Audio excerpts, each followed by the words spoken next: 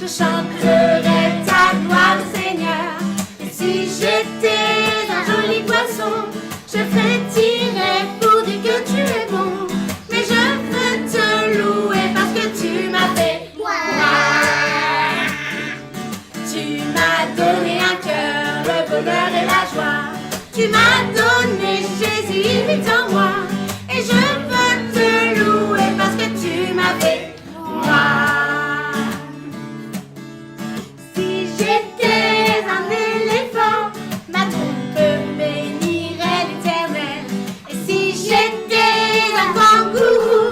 Sauterai jusqu'au ciel.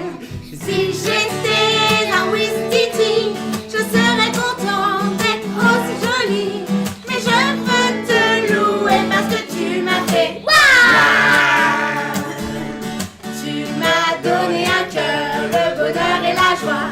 Tu m'as donné Jésus, il vit en moi. Et je veux te louer parce que tu m'as fait wow. C'est les microbes juste avant de commencer. Ouais, écoute, là j'ai juste donné un coup donc on a enlevé la décoration et je sais pas où j'ai posé ma tablette. Ah mince alors. Ah, elle est là, c'est bon. Je pense qu'on sera tous les trois. Après, justement, c'est pour ça que je cherchais ma tablette. Je pense qu'il y en a qui vont se connecter par Facebook. Peut-être qu'il y en a qui... Amen, amen. Alors, je vais couper le téléphone des sonneries, mais je vais mettre quand même sur Facebook pour voir les frères et les sœurs qui sont connectés avec nous, s'ils veulent... j'imagine. Donc on a repris le tour de la Bible en lecture intégrale avec un petit changement cette année. C'est qu'il n'y a pas le week-end. Donc le week-end, c'était un peu plus difficile pour trouver des lecteurs et il y avait quand même moins de personnes qui se connectaient. Donc du coup, au lieu que ce soit un tour de la Bible en 260 jours, donc de janvier jusqu'à septembre, c'est un tour de la Bible en 365. On va aller jusqu'au... ou 360 ouais. En tout cas, on va aller jusqu'à la fin de l'année. Voilà. Et le matin, ouais, c'est ça, c'est 40, un tout petit peu plus de 40 là. C'est pas mal. L'année dernière, c'était entre 20 et 30. Et donc là, c'est plutôt 40. Voire on dépasse certains jours les 40. Et c'est ça. En fait, donc tous les jours, tu as trois.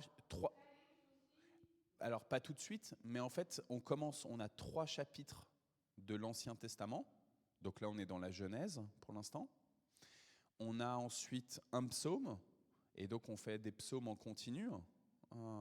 Donc on a commencé avec le psaume 1, psaume 2, et ainsi de suite. Après, on a quelques versets des proverbes, et en fait, on reprend sur plusieurs jours, parce que évidemment, les proverbes, il n'y en a pas non plus 36 000. Et donc, du coup, on est encore dans Proverbe 1, je pense. Je pense qu'on est... C'est ça, là on était encore dans le premier chapitre des Proverbes et on reprend pour l'instant encore et on avance, tu vois, avec quelques proverbes, pas beaucoup à chaque fois, et on les prend comme ça pendant plusieurs jours. Et puis un chapitre du Nouveau Testament. Et donc là on est chez Matthieu, tu vois, on commence à Matthieu et à la fin de l'année on sera à Apocalypse. On lit vraiment dans l'ordre des livres bibliques et voilà.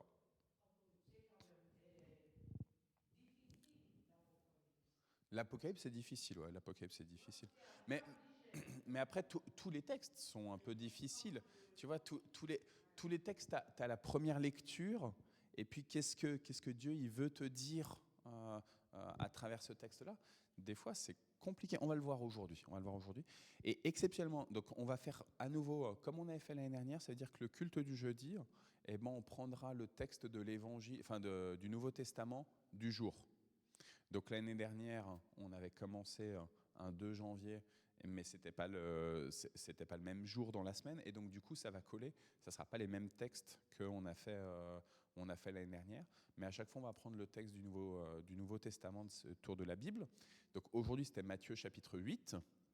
Mais quand j'ai préparé, je me suis dit, en fait, il faudrait lire aussi Matthieu chapitre 9 aujourd'hui, parce qu'il y a des échos. Donc on va avoir beaucoup de lectures aujourd'hui, Liv, aujourd'hui Anta, et chapitre 8 et chapitre 9 de Matthieu. Voilà. Je vous propose de prier d'abord pour ce premier culte du jeudi de l'année 2024. Seigneur, c'est toi qui nous rassembles dans ce temple, que ce soit en présentiel ou que ce soit par Facebook. Nous te bénissons, Seigneur. Nous te bénissons de cette opportunité que tu accordes à ton peuple.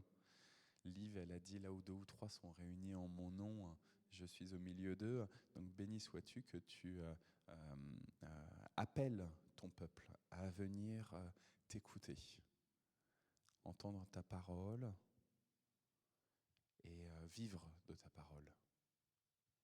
Oui, Seigneur, ta parole est une lampe à nos pieds, une lumière sur nos sentiers, dit également la Bible. Donc Seigneur, on aspire à ce que ta lumière nous conduise sur ce sentier de la vie. Et nous 3 dans ce temple et ceux qui sont connectés par Facebook, mais aussi que ta parole elle soit une lampe pour ceux qui nous environnent.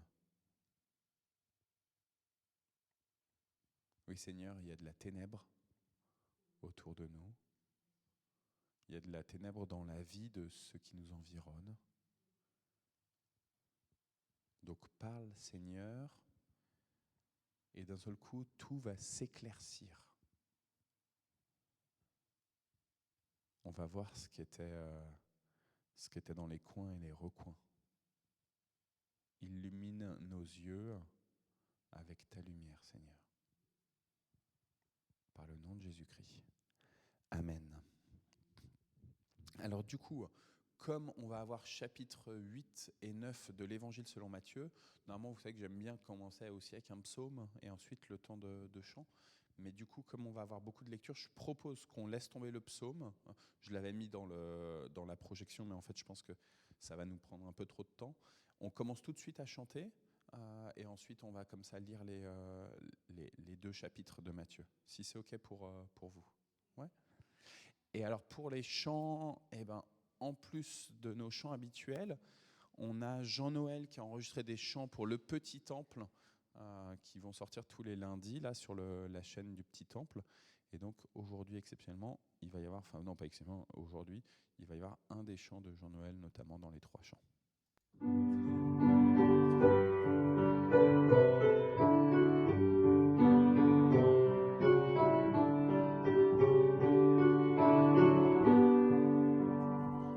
Si vous savez quel sauveur je possède, il est l'ami le plus tendre de tous.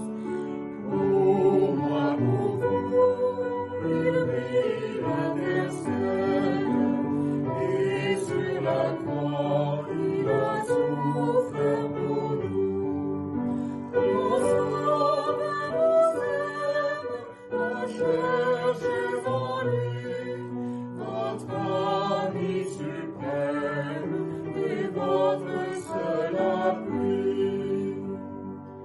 Si vous savez quelle douce espérance le Dieu le Père ayant les cieux, combien savoir s'égaler la souffrance et son regard rendre le cœur joyeux. Mon sauveur vous aime, cherchez en lui votre ami suprême et votre seul appui.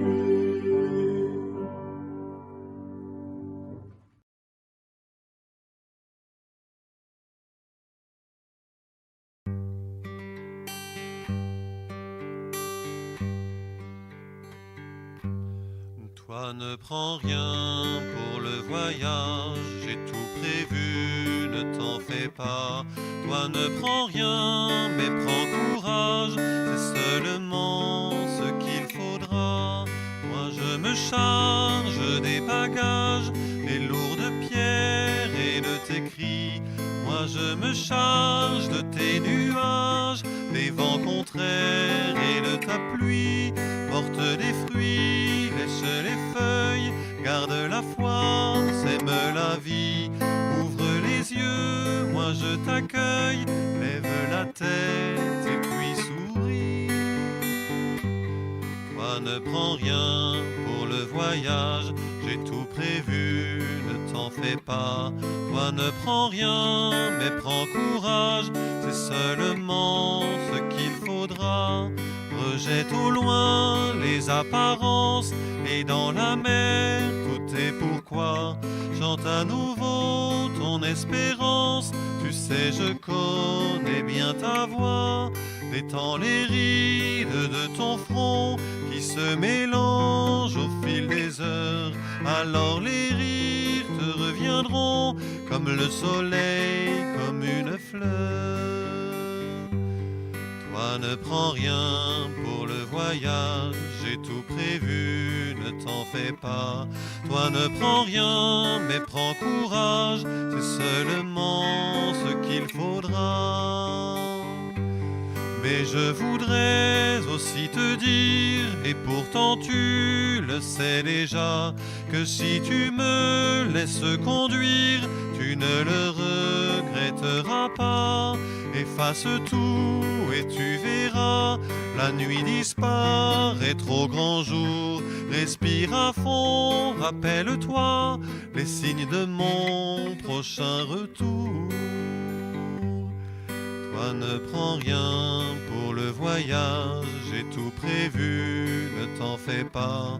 Toi ne prends rien, mais prends courage, c'est seulement ce qu'il faudra.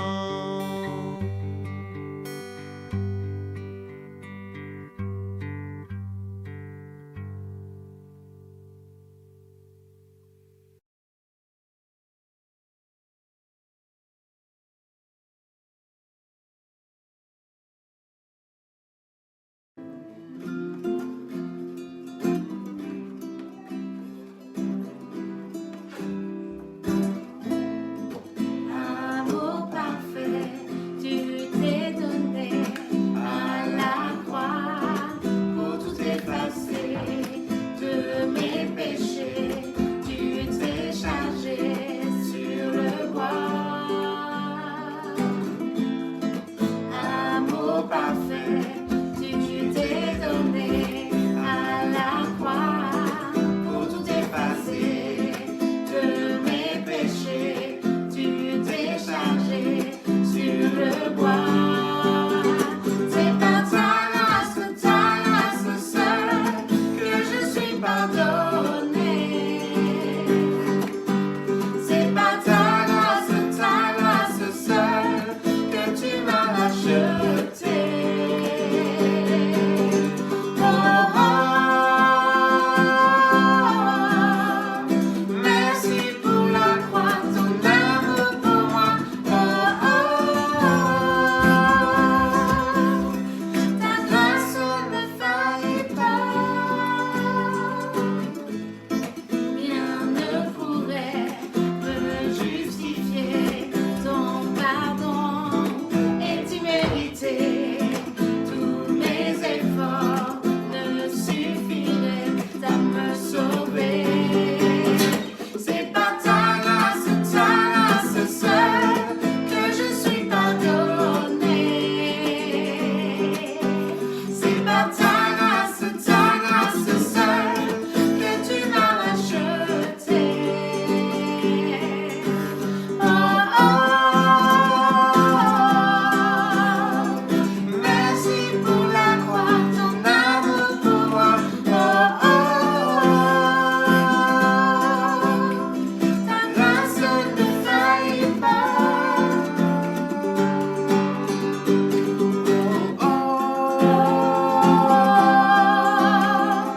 Merci pour la croix, ton amour pour moi.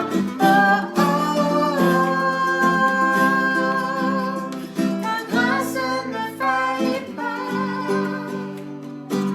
Ta grâce justifie, ta grâce m'affranchit, ta grâce purifie, ta grâce m'offre la vie, ta grâce m'a sauvé, ta grâce a pardonné, ta grâce m'a comblé, ta grâce m'a libéré, ta grâce justifie, ta grâce m'affranchit, ta grâce purifie, ta grâce m'offre la vie, ta grâce m'a sauvé, ta grâce a pardonné, ta grâce m'a comblé, ta grâce m'a libéré.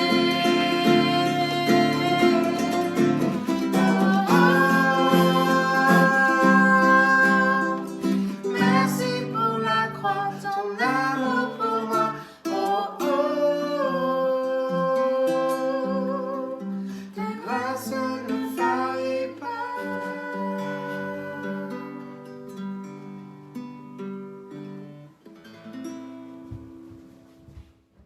Voilà. On arrive donc sur les lectures bibliques. Est-ce que Liv, tu veux bien prendre le chapitre 8 de Matthieu? Bon. Alors il est un peu long, hein, il y a une trentaine de versets. Bon, on s'arme de courage. Prends le tas, comme ça tu liras le chapitre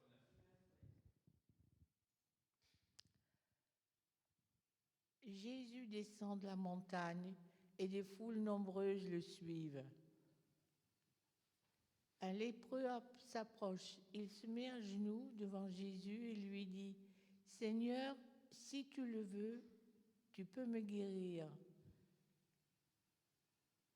Jésus tend la main, il touche le lépreux en disant, « Je le veux, sois guéri. » Aussitôt, l'homme est guéri de sa lèpre.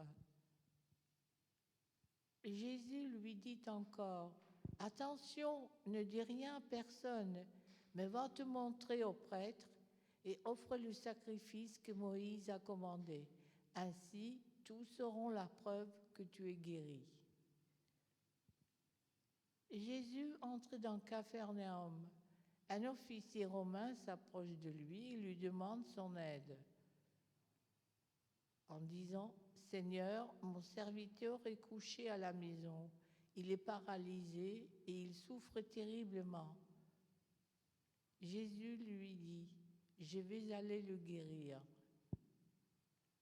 Mais l'officier lui répond, « Seigneur, je ne suis pas digne que tu entres chez moi, mais dis seulement un mot et mon serviteur sera guéri. » Moi, j'obéis à un chef et je commande à des soldats. Je dis à l'un d'eux, « Va » et il va. Je dis à un autre, « Viens » et il vient. Je dis à mon esclave, « Fais ceci » il le fait. Quand Jésus entend cela, il admire l'officier. Il dit à ceux qui l'accompagnent, « Je vous le dis, c'est la vérité. Dans le peuple d'Israël, je n'ai trouvé personne avec une foi aussi grande. Oui, je vous l'affirme, beaucoup de gens viendraient de l'Est et de l'Ouest. Ils prendront le grand repas avec Abraham, Isaac et Jacob dans le royaume des cieux. Mais ceux qui devaient entrer dans le royaume, il les jettera dehors dans la nuit. Là, ils pleureront, ils grinceront des dents. » Et Jésus dit à l'officier, « Retourne chez toi, à cause de ta foi, ce que tu as demandé va arriver. » Et au même moment, le serviteur est guéri. Jésus va dans la maison de Pierre. Il voit la belle-mère de Pierre, elle est couchée avec de la fièvre. Jésus lui touche la main et la fièvre la quitte. La belle-mère de Pierre se lève et elle se met à servir Jésus. Le soir arrive, on amène à Jésus beaucoup de gens qui ont des esprits mauvais. Par sa parole, il chasse les esprits et guérit tous les malades.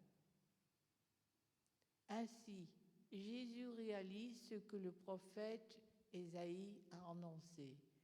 Il a pris ce qui nous fait souffrir, il a porté sur lui nos maladies. Quand Jésus voit la foule autour de lui, il donne l'ordre d'aller de l'autre côté du lac. Alors un maître de la loi s'approche et lui dit, « Maître, je te suivrai partout où tu iras. »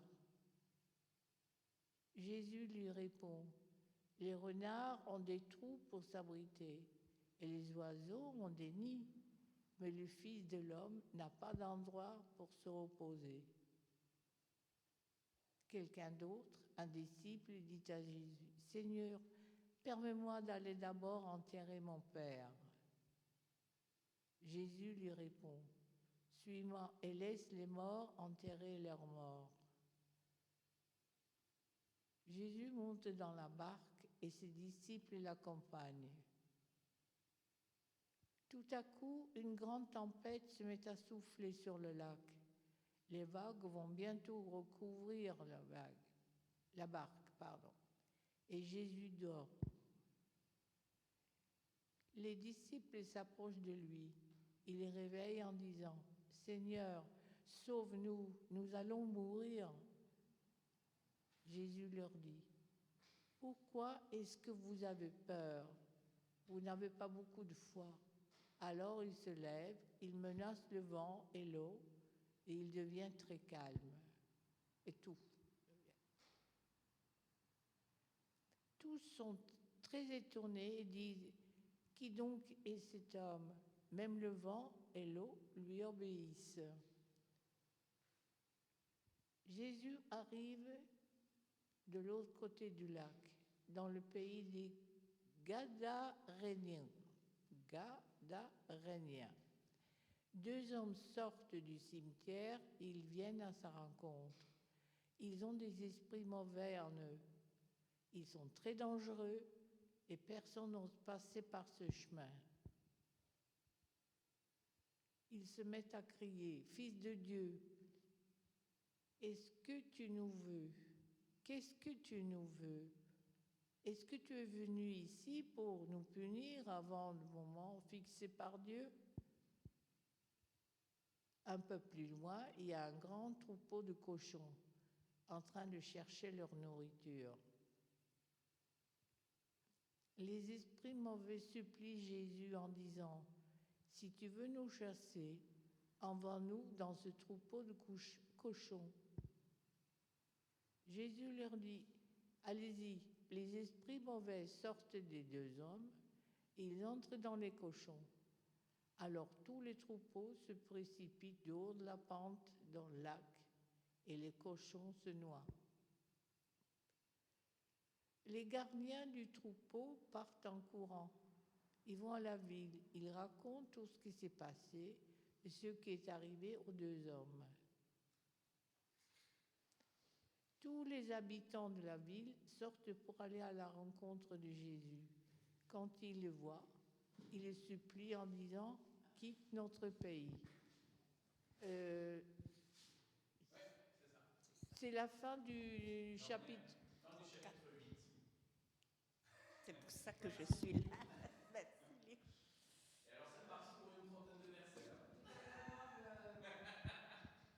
Alors,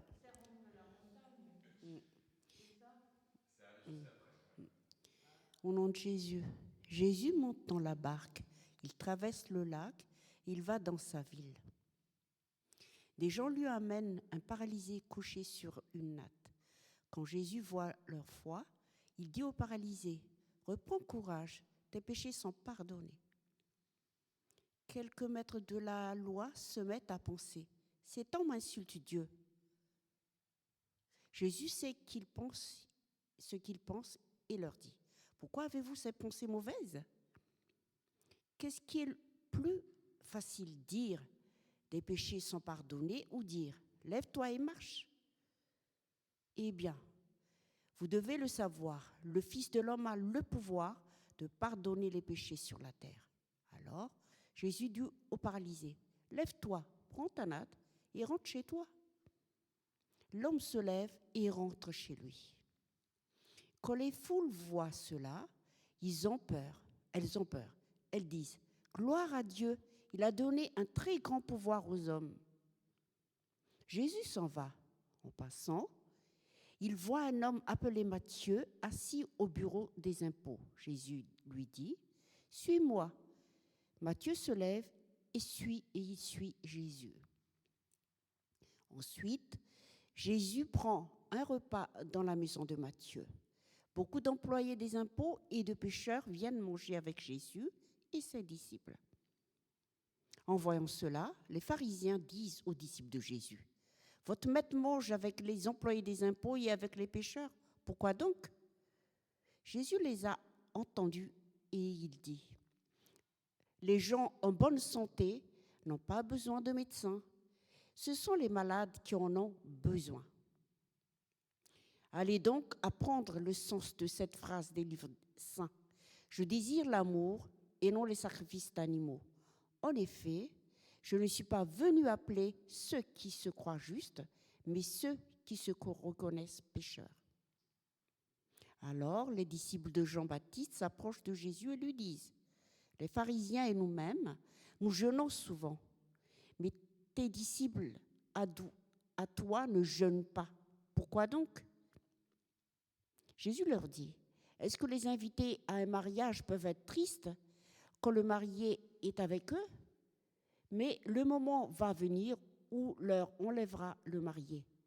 Alors, ils jeûneront. Personne ne met en morceaux le tissu neuf, de tissu neuf sur un vieux vêtement. Sinon, le morceau neuf arrache une parole du vieux vêtement et le trou dans le vieux vêtement est encore plus grand. Personne ne met du vin nouveau dans de vieilles outres. Sinon, les outres éclatent, le vin coule par terre et les outres sont abîmées. Mais on met du vin nouveau dans des outres neuves. Ainsi, le vin et les outres se conservent bien. Pendant que Jésus leur dit cela, un notable arrive. Il se met à genoux devant Jésus et lui dit : « Ma fille vient de mourir, mais va poser ta main sur sa tête et elle vivra. » Jésus se lève et suit le notable. Les disciples de Jésus viennent aussi. Il y a une femme qui est malade. Elle perd du sang depuis 12 jours. Elle s'approche de Jésus par derrière et elle touche le bord de son vêtement.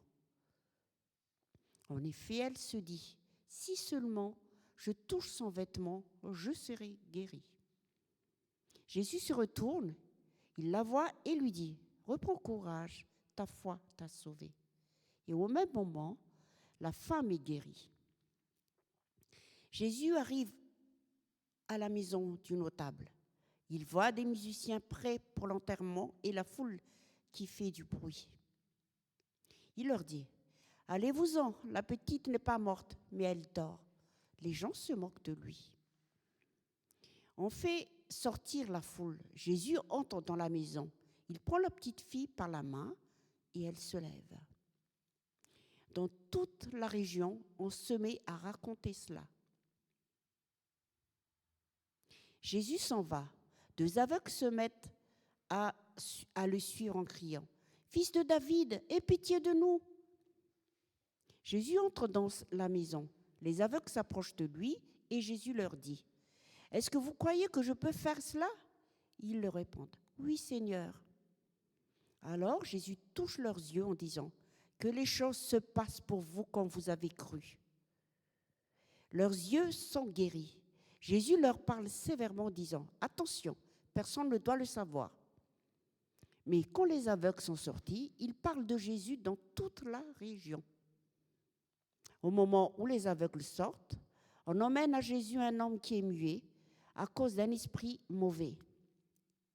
Jésus chasse l'esprit mauvais et le muet se met à parler. Les foules sont très étonnées et elles disent : on n'a jamais vu cela en Israël.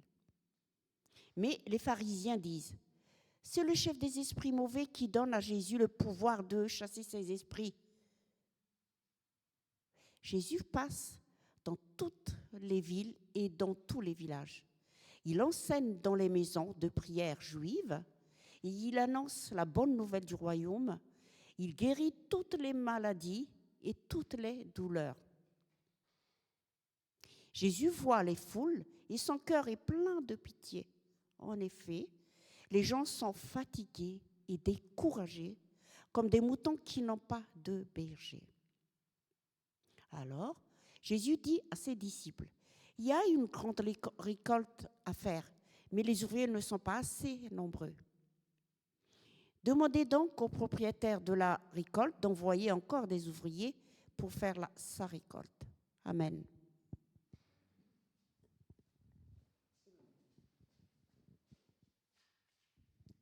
Merci Anta, merci Liv. Bon, c'était 2 chapitres un peu longs, mais en fait, c'est une suite qui est importante de prendre.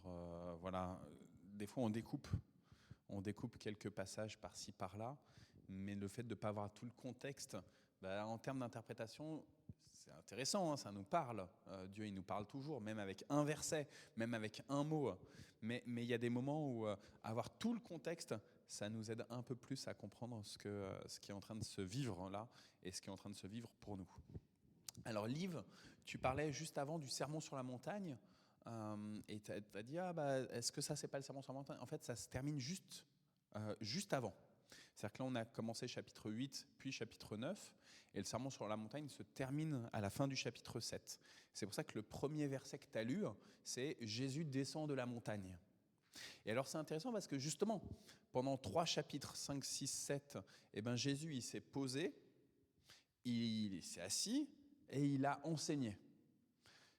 Et on pourrait dire, bah c'est super, quelqu'un qui vient donner une nouvelle compréhension de la révélation de Dieu et de la loi de Dieu. Vous avez entendu qu'il a été dit, mais moi je vous dis, heureux, heureux, heureux, attention à la condamnation, attention à la paille et la poutre, etc. Attention à votre comportement. Mais tout ça, c'était de la théorie finalement. Jésus, ce serait un bon théoricien à ce moment-là, on pourrait dire.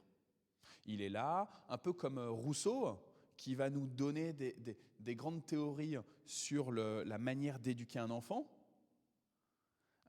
Il va écrire.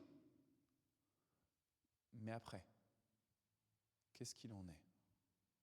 Alors, est-ce que Jésus, il est juste cet homme qui s'assoit sur la montagne et qui parle, et qui parle, et qui parle?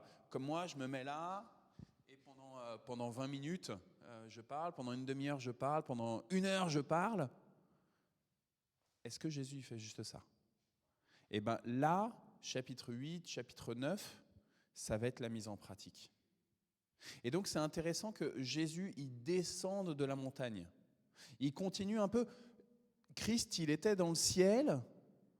Le Fils était dans le ciel auprès du Père. Il est incarné dans ce petit enfant. Et il va continuer à s'incarner de plus en plus auprès de nous, quoi. Et de cette montagne où il est assis en train d'enseigner les foules, il est en train de descendre un peu plus. Il va aller au plus proche de ceux qui sont, dit-il à la fin de ce chapitre 9, qui sont fatigués, qui sont chargés. On n'en peut plus. Et Jésus, il le sait.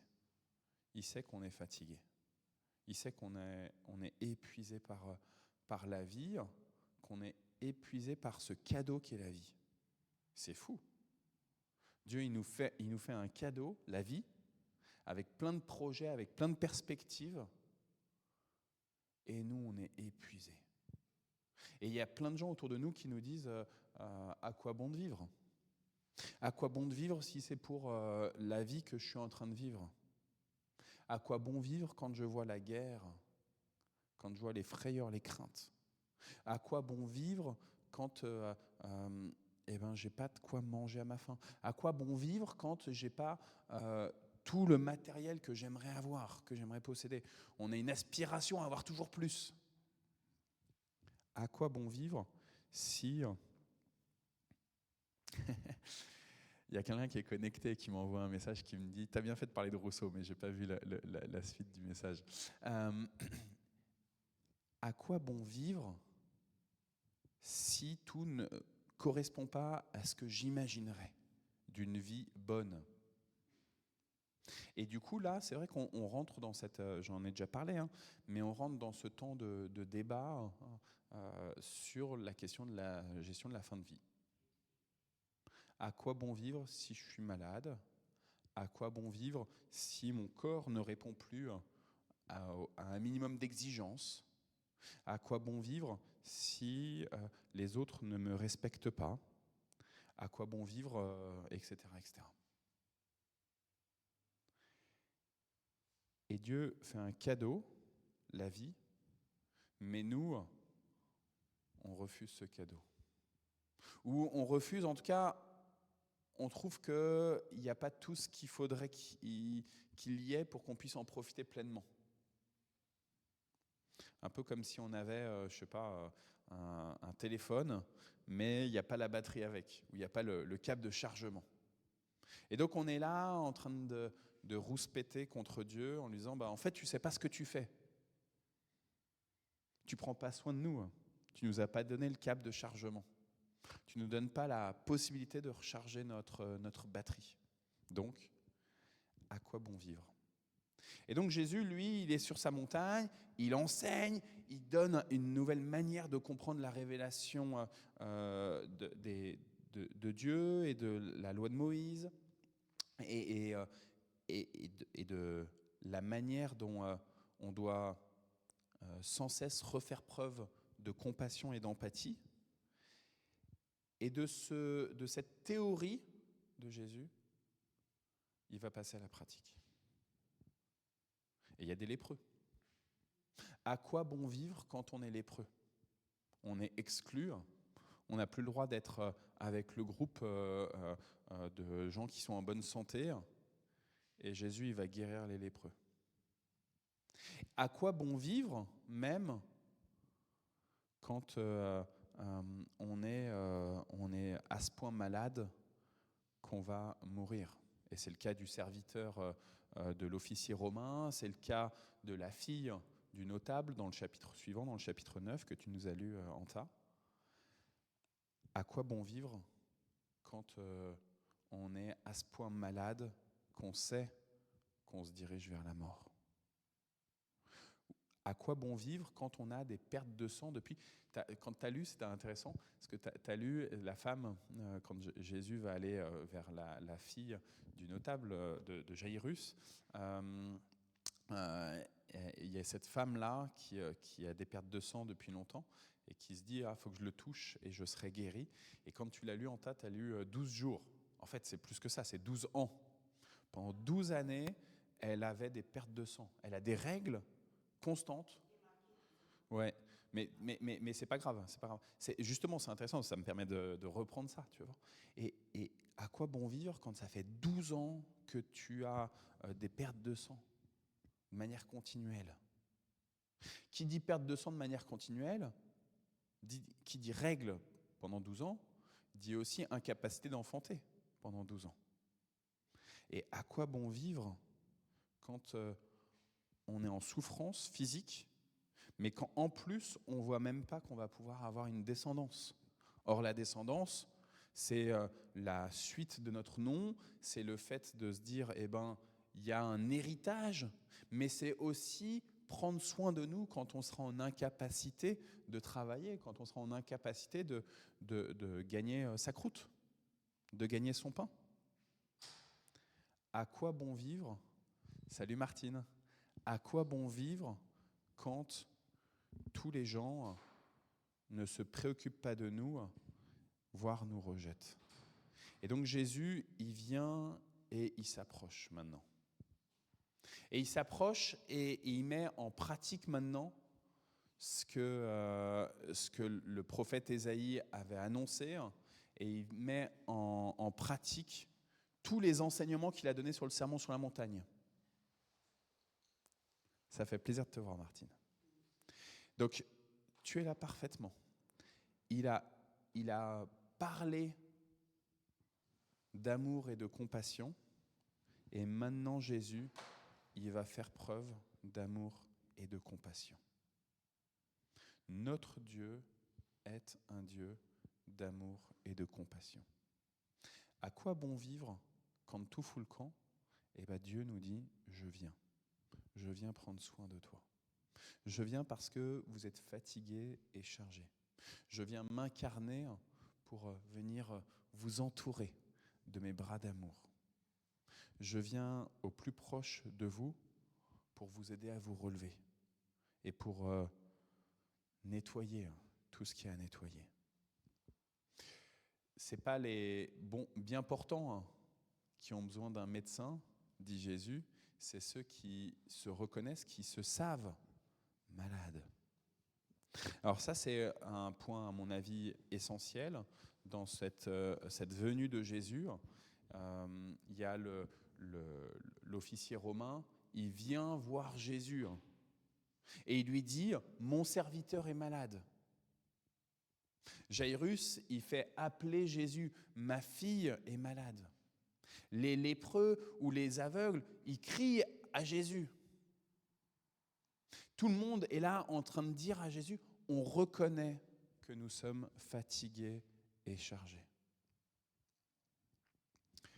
En ce début d'année 2024, je pense que le Seigneur nous invite à regarder là où on est fatigué et chargé, vraiment. On a beau être chrétien, oui, on est fatigué et chargé, et souvent, trop souvent, on se dit finalement, j'ai fait ma part de boulot sur terre, mais maintenant, à quoi bon vivre? Et oser le dire à Dieu, Seigneur, oui, j'ai besoin de toi. J'ai besoin que tu viennes, donc pour reprendre cet exemple, cette image du téléphone, j'ai besoin que tu viennes avec le câble. Tu es un Dieu qui a le câble pour me recharger. Et je reconnais que là, j'arrive en bout de course de ma batterie. Il me reste que quelques pourcents dans ma batterie de vie. J'ai besoin que tu viennes me rebrancher, que tu viennes me recharger.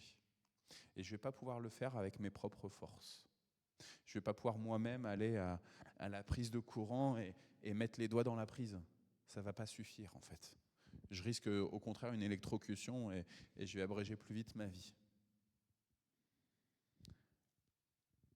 En ce début d'année 2024, je pense que le Seigneur nous invite à regarder vraiment ce à quoi bon vivre, le nôtre, mais aussi celui de tous ceux qui nous environnent, avec sincérité et avec la certitude que Christ est vraiment venu dans le monde pour recharger les batteries, pour prendre soin des créatures bien-aimées de Dieu.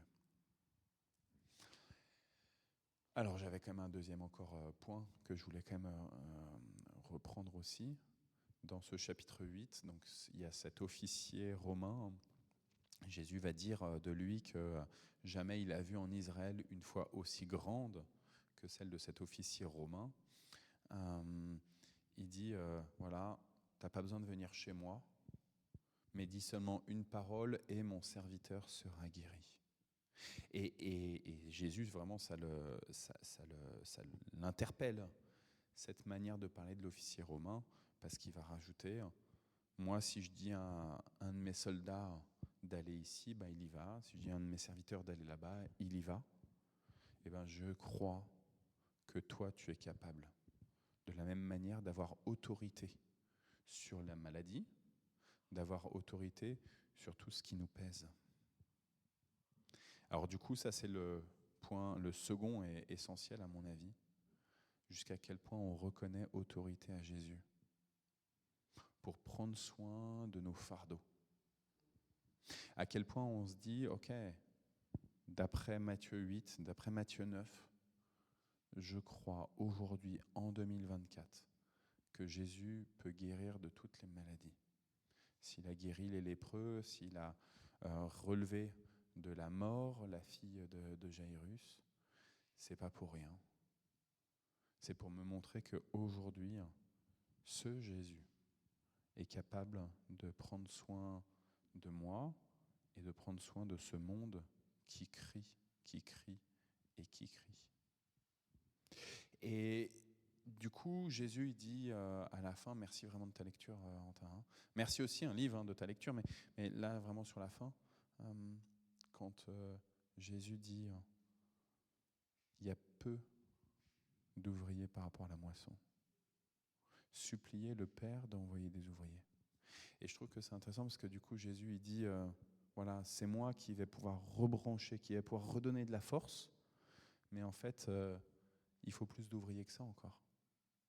Et avec cette première parole, Jésus il est en train de dire il va y avoir des personnes qui sont capables d'agir en mon nom pour guérir, pour relever, pour décharger ceux qui sont épuisés. Et ça, c'est notre rôle à nous après. Une fois qu'on accepte nous-mêmes d'être déchargés, d'être requinqués par Jésus, d'être remis debout, de avoir un peu de peps, et ben d'aller prendre soin, au nom de Jésus, de ceux qui sont encore fatigués et chargés. Voilà, je m'arrête là. Anta, est-ce que tu as quelque chose à réagir par rapport au 8, au 9 ? Non, mais c'est juste... c'est vrai que quand on est avec la lumière de Jésus, c'est vrai que quoi qu'il nous arrive, comme on dit toujours, la peur n'empêche pas le danger. Mais avec Jésus, quand on est donc avec la foi et tout, et la confiance en Jésus, et la foi que je demande toujours moi-même d'avoir une foi solide, hein, je demande toujours ça, parce que tu as l'impression que j'ai pas assez, toujours. Et tu te dis, même quoi qu'il t'arrive, tu as la paix de l'esprit. Et ça se reflète sur tes proches, quelque part.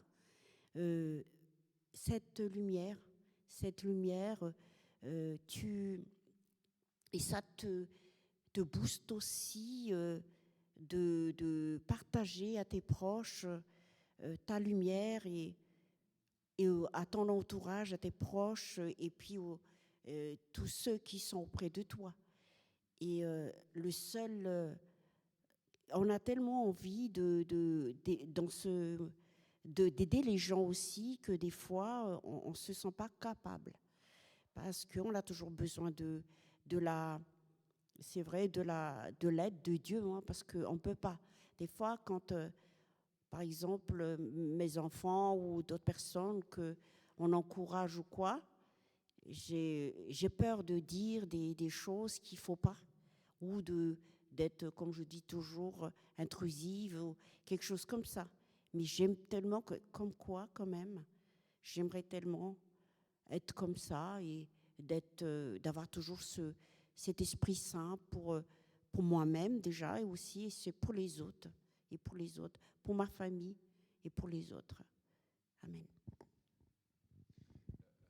Moi, tu vois, dans l'image de Jésus qui dit la moisson est grande, mais il y a peu d'ouvriers, suppliez le Père d'envoyer des ouvriers pour la moisson. En fait, ce que j'aime bien, c'est qu'il ne dit pas demandez au Père d'envoyer des auto-entrepreneurs. Demandez au Père d'envoyer des entreprises unipersonnelles. Demandez au Père d'envoyer des petits chefs, des patrons. Il dit demandez au Père d'envoyer des ouvriers. Et en fait, l'ouvrier, il est comme le serviteur de l'officier romain. On lui dit d'aller là, il va là. On lui dit d'aller là, il va là. Et en fait, auprès de nos familles, auprès de tous ceux qui sont fatigués autour de nous, on est juste des ouvriers. Et donc, on a une vraie responsabilité en tant qu'ouvrier. S'il n'y a pas les ouvriers dans l'usine, ça ne marche pas. Quand il y a les ouvriers qui font grève, là, il y a le lycée Rostand, mardi, il y a eu un appel à la grève parce qu'il y a eu une prof qui s'est encore fait dégrader ses affaires, etc. Et quand les profs ils ont décidé de faire grève mardi matin, ça ne marchait pas. On ne peut pas aller apprendre si les profs ne sont pas disponibles. Et si les ouvriers font grève, si à Total, ils décident de bloquer une raffinerie, il n'y a plus d'essence dans les stations Total. Mais nous, on est juste des ouvriers et on n'est pas les patrons. Et c'est ça que je trouve assez juste dans ce que tu disais aussi, c'est qu'on a besoin nous-mêmes de Dieu. Et donc, le patron, il donne une feuille de route. Tu vois, quand tu postules un job, on te dit quel est le profil, quelles sont les missions. Et puis, une fois que tu travailles, régulièrement, on te fait le point sur ce que tu dois faire et tu as besoin d'aide. Et il y a des fois, il y a un travail que tu as déjà fait 1000 fois et là, tu as un doute parce qu'il y a eu un changement de logiciel, parce qu'il y a eu un changement de configuration dans l'équipe, ou alors c'est une nouvelle tâche que tu dois accomplir que tu n'avais encore jamais fait jusqu'à présent. Et donc, on doit te montrer. Et tu dois retourner voir. Et il y a des fois, c'est un peu frustrant parce que il y a un truc que tu as déjà fait, où tu as compris comment le faire, mais tu ne sais plus exactement comment il faut le faire. Et avoir l'humilité d'aller voir ton N+1 et de lui dire, écoute, il faut que tu me remontres. J'ai un petit doute. Moi, sur Zoom, par exemple, sur le logiciel Zoom, il y a eu plein de changements dans le logiciel Zoom parce qu'il a évolué depuis le temps du Covid. Et donc, quand il y a eu le début du Covid, je me suis habitué à utiliser le logiciel Zoom. J'étais un pro de Zoom. Et puis petit à petit, il y a eu des choses qui se sont rajoutées. Maintenant, quand je suis sur Zoom, je me dis, oh là là là là, comment on fait ci, comment on fait ça, je ne sais plus faire. Et comment est-ce que j'ose aller dans la foire aux questions? Comment est-ce que j'ose retourner dans la notice d'utilisation? Comment est-ce que je retourne près du concepteur pour savoir comment agir? Et il y a des fois où il y a quelqu'un qui t'a amené à Christ, quelqu'un qui t'a aidé à poser ses valises, à accepter de poser ses valises devant Christ. Et donc, tu as réussi une fois à faire le job. Et tu dis, super, j'ai réussi. Mais là, avec telle personne, j'y arrive pas. Et j'ai l'impression que la personne, elle n'entend pas. Est-ce que je suis le bon ouvrier? Peut-être que je ne suis pas le bon ouvrier. Aussi reconnaître ça. Père, si je ne suis pas le bon ouvrier, donne-moi l'humilité de le reconnaître. Mais si c'est vraiment moi que tu veux utiliser pour prendre soin de tel ou tel ou tel, en disant les noms, si c'est moi que tu envoies pour prendre soin de ma voisine, qui n'est pas bien, qui est âgée, qui a besoin d'aide, si c'est moi, utilise-moi en m'expliquant comment le faire. Dis-moi comment je peux prendre soin. Je fais exprès de Martine de parler de voisine, tu vois. Et tu as été la voir, super. Et juste comme ça, de loin.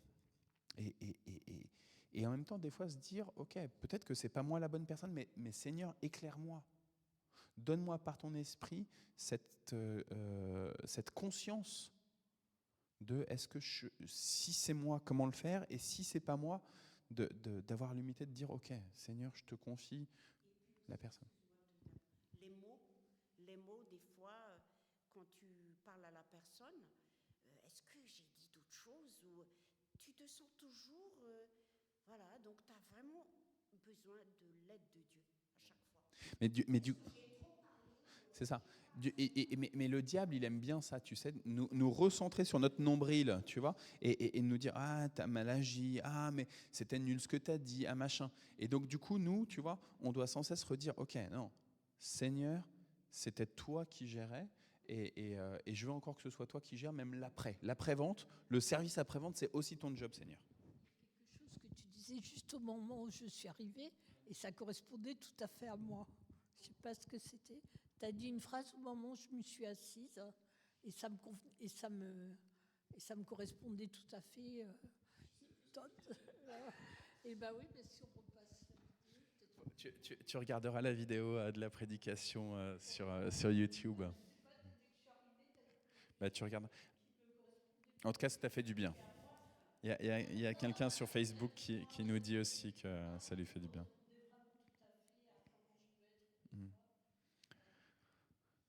Normalement, donc aujourd'hui, c'était juste Matthieu chapitre 8. C'était ça, dans le tour de la Bible aujourd'hui, comme texte du Nouveau Testament. Et je pense qu'il y a des fois, il faut aussi laisser l'esprit nous bousculer. Là, il y avait chapitre 9 aussi. On voit la cohérence entre les deux chapitres. Il y a des fois, on pense qu'il faut aller à droite, et l'esprit nous dit, en fait, tu vas peut-être pas aller à droite. Tu vas peut-être change ton chemin. Moi, j'ai souvent un programme très établi sur mes jours, et le soir, c'est rare que je sois satisfait du suivi de mon programme, et parce qu'en fait, il y a eu d'autres choses, il y a eu d'autres personnes, il y a eu d'autres coups de téléphone, il y a eu d'autres travaux qu'il a fallu accomplir que j'avais pas prévus. Mais comment est-ce qu'aussi, tu vois, on arrive à accepter ça en fin de journée, à se dire ok, merci Seigneur, je suis dans la grâce parce que tu m'as aussi conduit et tu as permis à ce que des personnes qui sont fatiguées et chargées, des personnes qui disent à quoi bon vivre, elles puissent trouver en toi et en toi seul le repos et la certitude que leur vie est précieuse. Il y a des fois aussi, on dit à quoi bon vivre, mais en fin de compte, après, quand certaines personnes disent ça et qu'elles font un acte que Dieu réprime, le suicide, des fois, elle se retrouve dans des états, elle se rate et elle se retrouve dans des états encore pires. Donc, des fois, il faut vraiment écouter la voix du Seigneur. Et voilà. Et quand je suis arrivée, je ne sais plus ce que tu disais, mais je me suis dit, bah, tiens, le bon Dieu, il m'ouvre la porte, parce que ça correspondait tout à fait, quoi. Je me souviens plus, quoi. Parce que à cause de mon traitement, j'ai du mal à retenir les choses. Donc, c'est vrai que, voilà. En fait, je pense que là, sur ouvrir la porte, c'est que je pense que tu penses au passage quand, donc dans l'Apocalypse, qu'on reprend souvent quand on fait la Sainte Seine, que le Seigneur, il nous dit je suis à la porte et je frappe. Si quelqu'un ouvre ma porte, j'entrerai chez lui, je prendrai la scène avec lui, lui avec moi. Et en fait, souvent, on l'entend en lien avec un des passages là. J'entrerai chez lui, je prendrai le repas avec lui et lui avec moi. Mais souvent, ce passage-là, mais là, j'en parlais pas tout à l'heure, hein, mais ce passage-là, dans notre esprit de culture catholique en France, eh ben, on le lit avec un autre passage que justement on a lu là tout à l'heure, dans Matthieu 8, où c'est l'officier romain qui dit à propos de Jésus, je ne suis pas digne que tu entres chez moi, mais dis seulement une parole et mon serviteur sera guéri. C'est peut-être ça que tu as entendu tout à l'heure, je ne sais pas. C'était pas ça. Okay. Tu regarderas.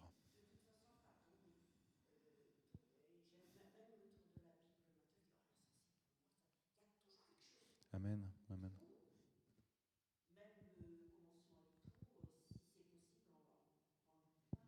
Ouais. Ah.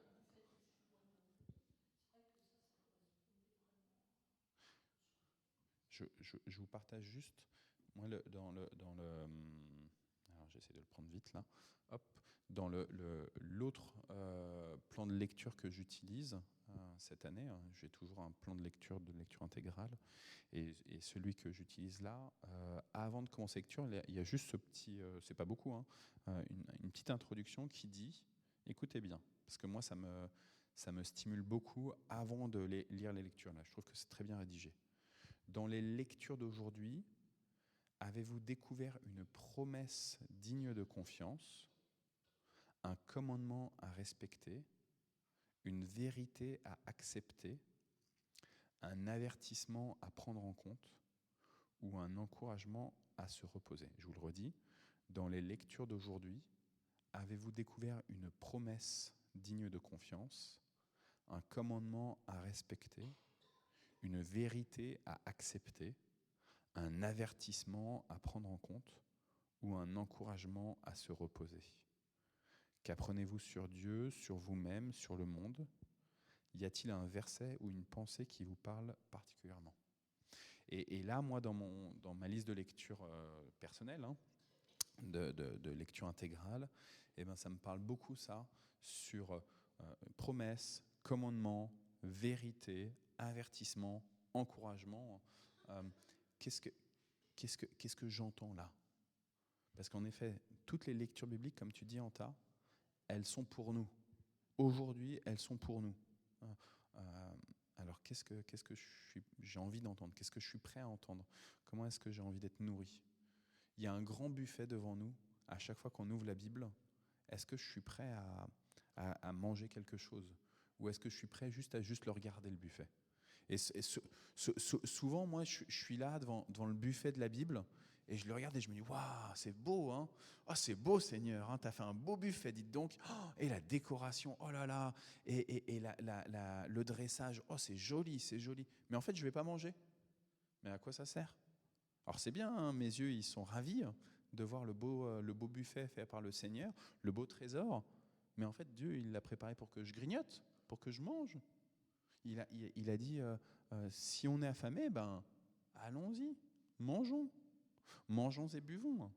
Et il y a tout là devant nous, et on est là, on regarde, on n'ose pas. Des fois, on est un peu coincé. Ah non, je veux pas être le premier à grignoter. Ben, c'est pas grave. Il y a aussi parfois quand le Dieu veut nous nourrir, j'oublie des choses en ce moment, on n'est pas prêt et les paroles nous touchent et ça nous fait penser à des cheminements qu'on a pu avoir et on s'écroule, quoi. Donc c'est pas évident après de se remettre. Voilà. Alors il y a parfois il faut quand même rester centré et voilà, quoi. Il faut écouter le bon Dieu. Liv, est-ce que toi tu voulais dire quelque chose aussi? Non, oui? Tu veux que je t'amène le micro? Ah, t'aurais dû me le dire, je t'aurais donné le casque. Mais t'as réussi à entendre un petit peu ou pas? Ok. Par rapport à la lecture que tu as faite de Matthieu 8, est-ce qu'il y a des choses qui t'ont interpellé quand Jésus fait ses guérisons? L'évangile de Matthieu, parce que en tant que monitrice, on faisait souvent Marc, Luc, Jean jamais, ouais. jamais. Et en fait, j'ai jamais lu Jean. Juste des extraits, mais c'est tout. Mais en fait, ça reprend beaucoup de ce qu'on a lu dans Marc. Les soins, etc. Mais quand il va chez Jaïros, là, quand il parle du vénérable, c'est ça. Ça m'a marqué, ça. C'est intéressant, hein, les parallèles qu'on fait comme ça d'un seul coup entre les différents textes. Ouais. Parce que Marc est plus accessible, plus court, c'est ça. Hein. 16 chapitres chez Marc, c'est le plus court des 4 évangiles. Mais c'est l'essentiel. Oui, exactement. Et c'est Marc, c'est aussi le plus ancien qui a été rédigé. On estime que l'évangile selon Marc, il a été écrit dans les années 60. Donc 30 ans après la mort de Jésus à peu près, c'est à ce moment-là que l'évangile selon Marc aurait été rédigé. Alors que l'évangile selon Matthieu et selon Luc, on estime que c'est plutôt dans les années 70, voire 80. Donc encore un peu plus 50 ans après la mort de Jésus. Et l'évangile selon Jean, c'est encore un peu plus loin encore. On estime que c'est aux alentours des années 90, voire un peu plus encore. Donc plus on s'éloigne, évidemment, plus il y a un discours théologique aussi, et une manière de construire le récit. Les histoires de Matthieu, de Marc, de Luc, de Jean, elles sont vraies. C'est des histoires que Jésus il a vraiment vécues, et des enseignements qu'il a vraiment donnés, des guérisons qu'il a réellement réalisées. Mais la manière dont l'auteur de l'évangile il va raconter le récit, ça va correspondre à ce que lui il cherche à dire. Par exemple, à la fin de l'évangile selon Jean, Jean il dit Jésus il a encore fait plein d'autres signes miraculeux. Mais en fait, c'est pas utile que je les raconte tous là. Ceux que je vous ai racontés là dans mon évangile, dans ma 20aine de chapitres, eh ben, c'est juste pour que vous puissiez rencontrer Jésus, que vous puissiez avoir la foi. Mais si je vous racontais tous les signes miraculeux de Jésus, ça prendrait tellement de livres que la Bible entière, elle pourrait pas contenir tous ces livres-là. Donc en fait, il nous dit comme ça qu'il a fait une sélection en fonction, lui, de son aspiration à ce qu'on puisse rencontrer Jésus. Donc Marc le plus vieux et le plus court, après c'est Matthieu et Luc, qui correspondent un peu. Les 3 évangiles, les 3 premiers, Matthieu, Marc, Luc et Jean, on dit il y a beaucoup de récits qui sont assez proches, on les appelle des évangiles synoptiques. Et puis Jean, donc un peu plus tardif, avec un discours théologique encore un peu plus, un petit peu différent. Voilà. Je vous propose qu'on s'arrête là, parce qu'il est déjà 11h presque 10. Alain n'est pas là pour le fil rouge, mais je le reçois par mail, donc hop, je suis allé sur mes mails. Nigeria, Dieu lui a redonné la joie.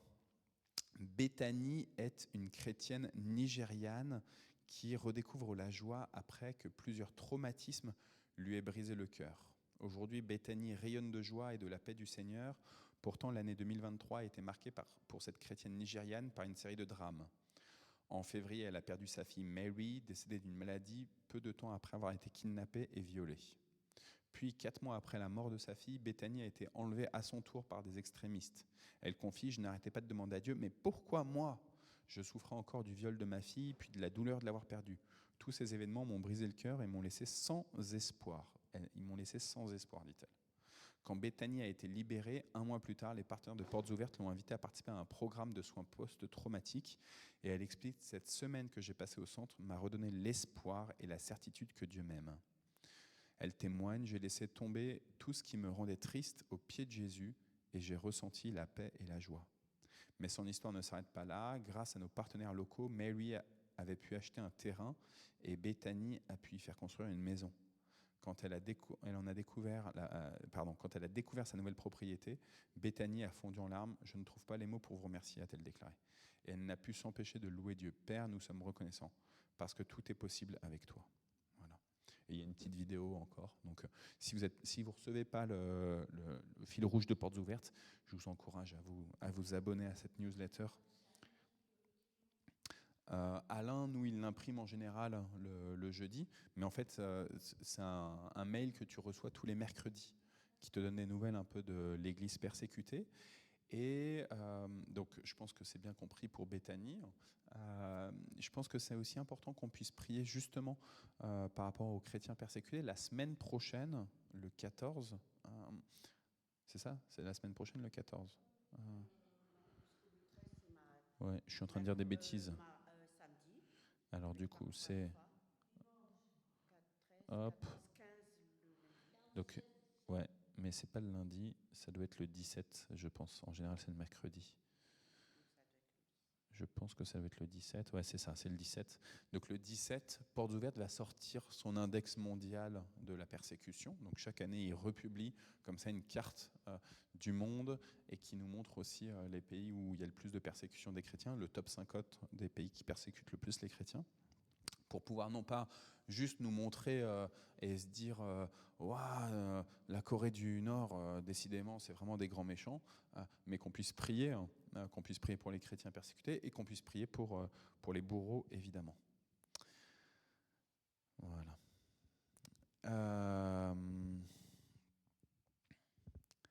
Donc je vous propose Bethany, les chrétiens persécutés. On peut prier pour Nicole là, qui est en train de faire des examens, 3e jour consécutif, pour tous ceux qui sont malades. On peut prier pour Noël. Elle a toujours son zona qui l'a fait très très très souffrir.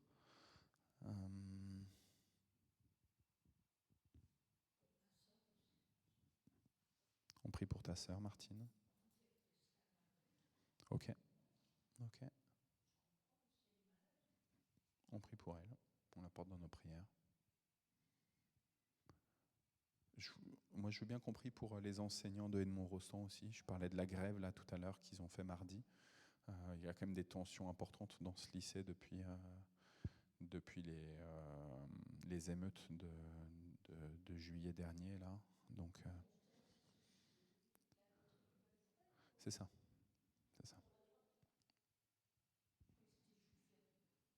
Non, Jules Ferry, c'est le collège qui est à côté ici. Là-bas, tu as Edmond-Rostand et puis tu as Saint-Exupéry, l'autre. L'autre, c'est Saint-Exupéry. Ils sont à côté. Les 2 lycées sont à côté, ouais. Quasiment. T'en as un dans cette rue, t'en as un dans cette rue.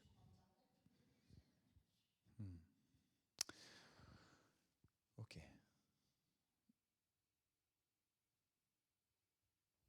Je vous propose qu'on prie et on dira le Notre Père après.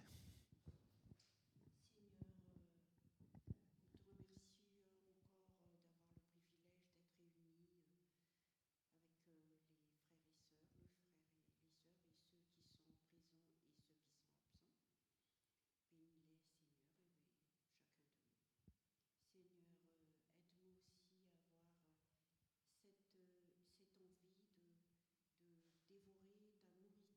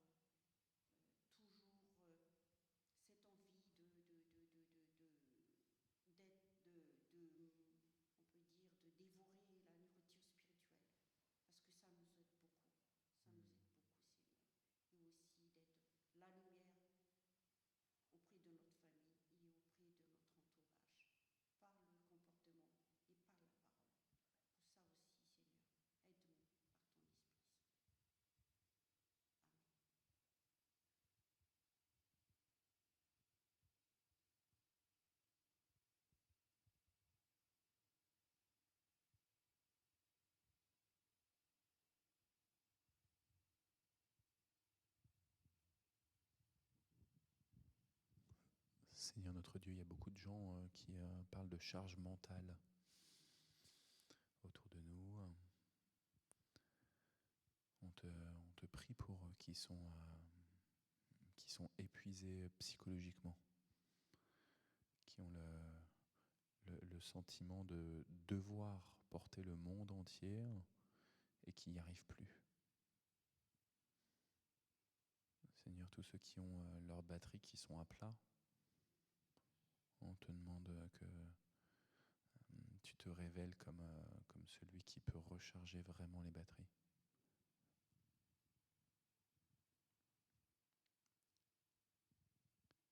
Seigneur, rebranche-nous, s'il te plaît.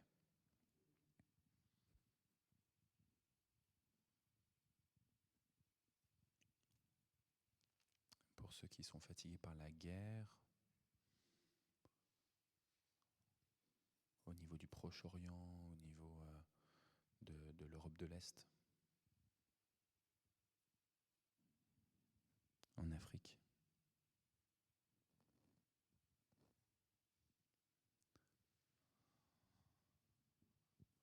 Pour ceux qui ont peur de leurs voisins, qui ont peur de l'État et des fonctionnaires. On prie pour l'Amérique du Sud.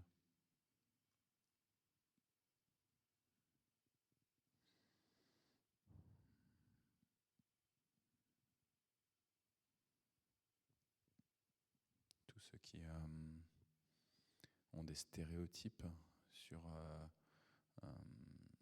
le fait que leurs proches sont forcément leur veulent forcément violence, que ce soit les autorités civiles, les autorités au travail.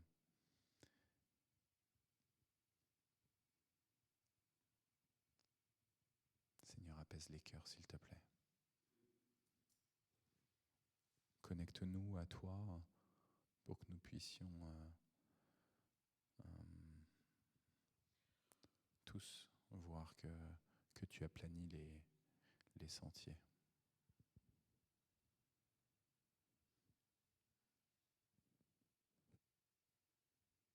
Merci Seigneur d'avoir envoyé Jésus qui n'a pas uniquement parlé, mais qui a agi.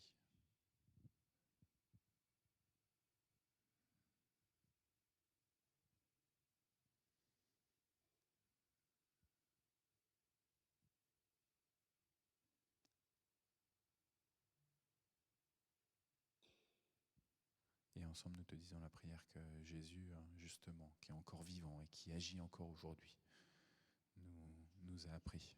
Ah, vas-y.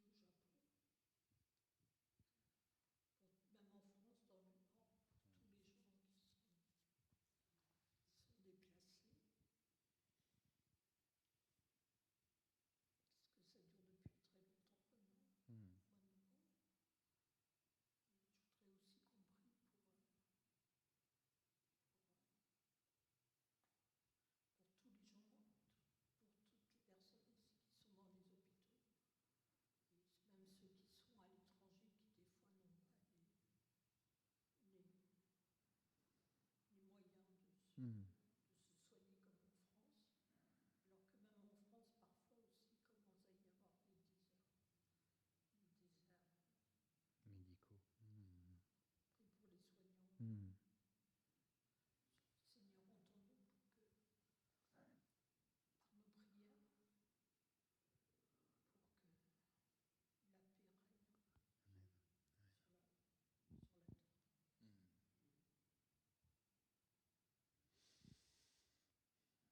Et donc nous te disons, Seigneur, notre Père qui es aux cieux, que ton nom soit sanctifié, que ton règne vienne, que ta volonté soit faite sur la terre comme au ciel.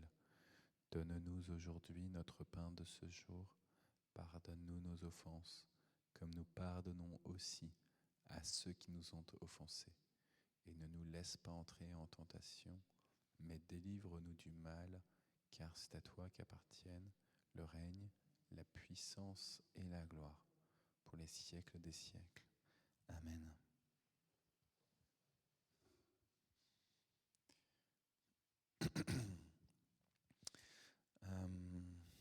Voilà. Mes sœurs et ceux qui sont connectés sur Facebook, que le Seigneur vous bénisse, qu'il vous garde. Il est celui qui nous décharge et qui nous appelle par lui, par sa présence, à décharger ceux qui nous environnent. Donc il vous envoie comme des ouvriers fidèles, attentifs à leurs responsabilités dans ce monde, et que vous puissiez, vous aussi, non pas seulement parler, hein, en étant assis dans une montagne, mais que vous puissiez descendre de cette montagne et agir. Il vous envoie au milieu des loups. Amen. Et bon jeudi à chacun.